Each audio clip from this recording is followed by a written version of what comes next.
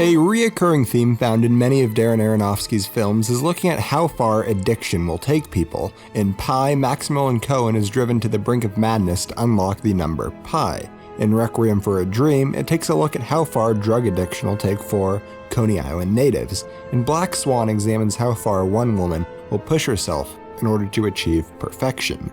Throughout the film, we constantly see mirrors. I've already mentioned mirrors in some previous videos, but if you haven't seen those, mirrors are a great storytelling technique that can show off self-reflection. That is true in this movie, however, it also extends beyond that. Mirrors are used as a way to show off the internal struggles that Nina faces. Before we dive further into that, let's take a step back and look at how to interpret this film. When you boil it down, this is a movie that looks at what must be done in order to achieve your dreams, and a lot of it isn't literal. Exactly how much you want to take at surface value is up to you. But the way I see this movie is about the loss of innocence. When we first meet Nina, she seems to be a child. She lives with her mother, her bedroom looks to be a child's bedroom, and even her name has meaning. In Spanish, Nina means little girl. She wants to be a great ballet dancer and is willing to put herself through pain and discomfort. However, as she soon learns, that pain and discomfort isn't enough for her to be as great as she wants to be. In this scene, when she meets with Thomas, he wants more out of her. He doesn't want someone who can perfectly mimic what it's like to be authentic. He wants somebody who is authentic and willing to push themselves to their very limits. Throughout the film, we see her pushing herself and breaking away from what she used to be in order to try and achieve perfection, which she sees as becoming the Black Swan. This movie shows that only through imperfections can perfections truly be achieved. When she is at the studio and wanders into Beth's dressing room, we see it is in terrible condition and utterly trashed. We learn that to play the Black Swan, you have to be damaged. Basically, this is a career that doesn't come for free. She is held back for a few main reasons, the first being her mother. As we soon come to learn in the film, her mother had to give up her career as a ballet dancer in order to raise Nina. This leads to jealousy on the mother's end, seeing as she holds Nina responsible and tries to hold her back both on a developmental level, but also as her career. Once she gets the role as a Swan Queen, she starts to break free. She starts to grow up. However, this shows that growing up and developing starts to have long-term consequences. She starts to push herself too far, as she slowly breaks away from the morals that guided her life up to this point. She fights with and challenges her mother, whereas earlier her mother was dominant in the relationship. She pleasures herself, something that she rarely, if ever, does. She goes out to clubs, drinks, smokes, steals, and takes drugs. When we were first introduced to this character, the idea of dancing as the Swan Queen was a dream, something intangible. She already worked hard, but at the beginning of the movie, the person she is simply isn't capable of dancing the role. She needs to shed the outer layer that she hid behind all of her life in order to truly become what she wants. The way that Darren Aronofsky shows this dehumanization is through mirrors. Whenever she's in the studio, practicing at home, in her dressing room, or bedroom, she is surrounded by mirrors. In addition to showing off great filmmaking technique, it also is full of symbolism, as we were able to watch Nina slowly descend into madness. We also watch her grow out of who she once was. When we first meet her, she is someone who dances out of the love of ballet. Towards the end of the movie, she isn't dancing out of the love of the art, she is doing it to prove others wrong, like Lily and her mother. The character of Lily is very interesting on her own because she is very clearly the direct contrast of Nina.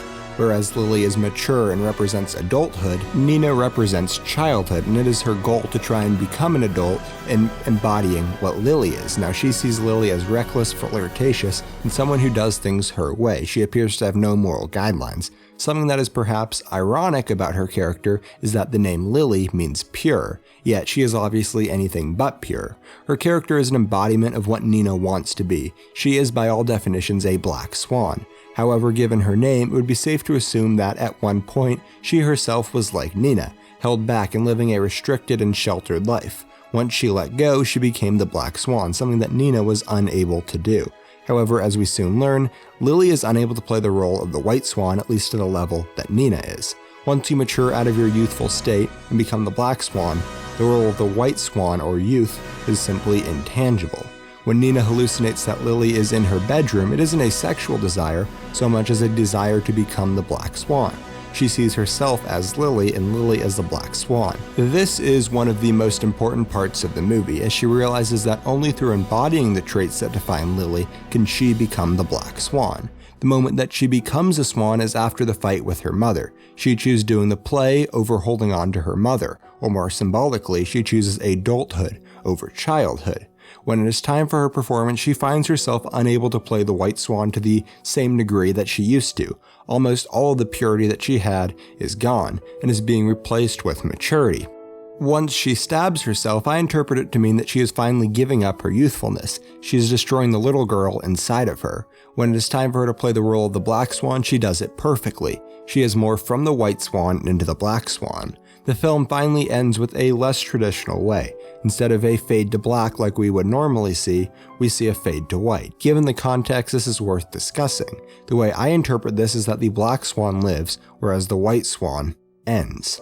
So how do we interpret this movie? Because there is a lot of ambiguity. The most common way is that it is simply about growing up, how people can choose when they want to mature, but can never go back to childhood. Another way to see it is how far someone is willing to go in order to achieve what they want, in that they are willing to physically change who they are, in a way killing what they used to be and emerging as something else. A third way to view it is a modern-day telling of the Swan Lake story. This is the central focus of the film, so there's a lot of reason why this could be a valid interpretation. In addition, a lot of this movie was based around the ballet. The film's composer Clint Mansell based the musical score around Swan Lake's composer by Peter Ilyich Tchaikovsky. The cinematography somewhat resembles footage of a play. The way that it is retold is that we have two ballet dancers, Nina and Lily, who both represent a swan, Nina the white and Lily the black.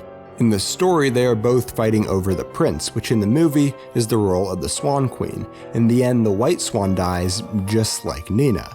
There are a lot of different ways to view this movie, and I would sure like to hear how you interpret it. Make sure you drop a comment and tell me what you think. There certainly isn't a right or wrong answer, and I'd love to have a conversation down below. Next week, we're going to be looking at a more traditional horror movie, Psycho. There's a link to that video on the right of the screen, and on the left is my last video, where we broke down Seven by David Fincher. Check that video out if you haven't seen it, and I will see you guys next week.